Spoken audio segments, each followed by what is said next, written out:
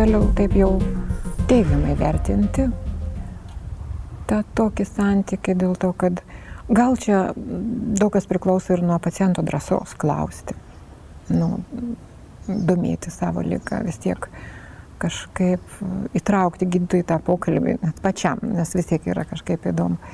Ir tada gydytojai visai maloniai bendrauja ir kalba, nes jeigu, pavyzdžiui, tu nebijai, aš sakau, gydytojai, man pasakykit viską, aš nebijau, aš noriu žinoti, aš turiu žinoti, man bus geriau. Gydytojas kalba, jeigu jis bijo, mato tavo, sakykime, kokią baimę, nenorą gilintis arba kažkaip galbūt nedrįsta ir gydytojas sakyti.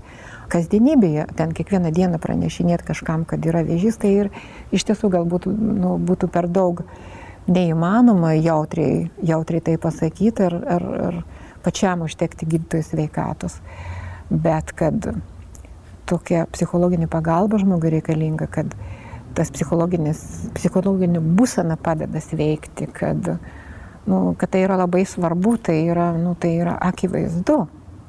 Jeigu aš nebūčiau dariusi operacijų, dariusi šito chemoterapijų, tai šiandien jau čia nesėdėčiau. Galima du žodžius ištarti, bet ne taip, galbūt taip, ponia, jums vėžys. Tai tikrai tokį atrodo tave iškart sulygino su žemė, toks tas jausmas.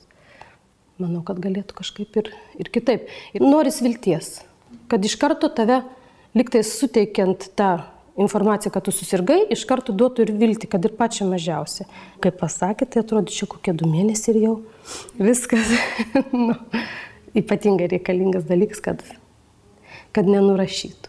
Labai yra svarbus santykiai tarp paciento ir tarp gydytojo. Ir būtent gydytojas atlieka tokią funkciją, kad jis yra vilties teikėjas, vilties nešėjas, pagalbininkas, patarėjas būtent moteriai tuo metu, kai jis sužino ligos diagnozę, kai jai reikia apsispręsti dėl gydymo, kai reikia gydytis ir arba esant ligos atsinaujinimui, iš tikrųjų pacientai labai pasikliauja gydytojų. Ir būtent artimas, empatiškas gydytojo palaikymas būtent paciento tuo metu, kai jis susirgo, yra be galo svarbus. Ar sako, aš galiu jums pasakyti viską, sakau taip. Tai vat jums yra krūties vėžys ir piktybinis, auglys ir žodžiu, ir negalim dabar operuoti. Ir tada man pasakė, kad liko gyventi tik 2 mėnesiai.